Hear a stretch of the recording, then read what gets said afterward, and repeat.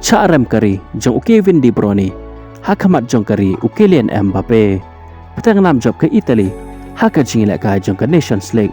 Priang singoba ya piki para lok, ki para jor ki jumpa ki video haka ne ke channel. Lada episode tenat ya kane ke video. Singoba ban share like, bat kum joro ban subscribe ya kane ke channel.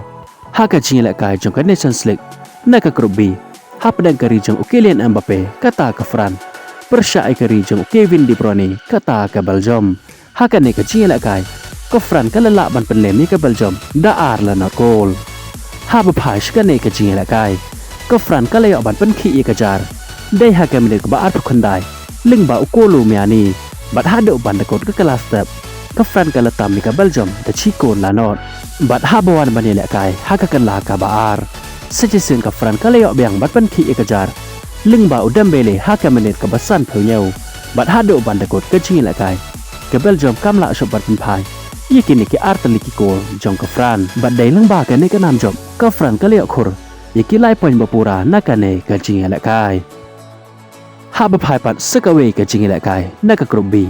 kata ke Italy persya ya ke Israel hakane ke jingilak kai ke Italy ke lek ban penki ke jar dai haka menit ke balai phra ling ba ufratesi bat hado ban dekot ke kelas step ke Italy ke letam ke Israel da chikon la not bat habawan banilak kai hakakan la ka baar ke Italy ke leo biang bat penki ke jar ling bau emken haka menit ke ban rifu ar bat aswa ban kun nok ke jingilak kai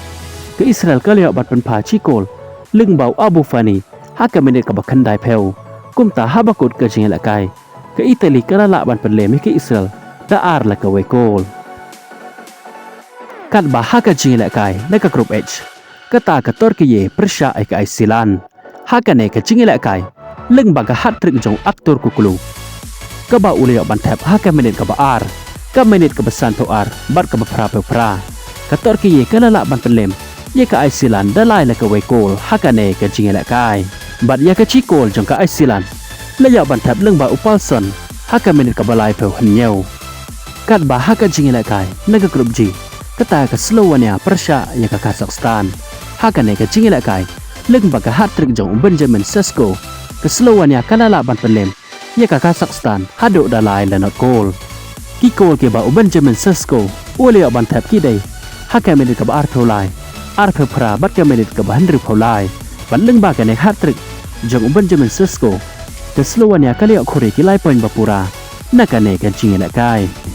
Kublai Shibon ya pheki para lok ki para jor ki bejisnya tenan ban pe ki video hakane ke channel ngin skendo pat hakawe ke video Kublai Shibon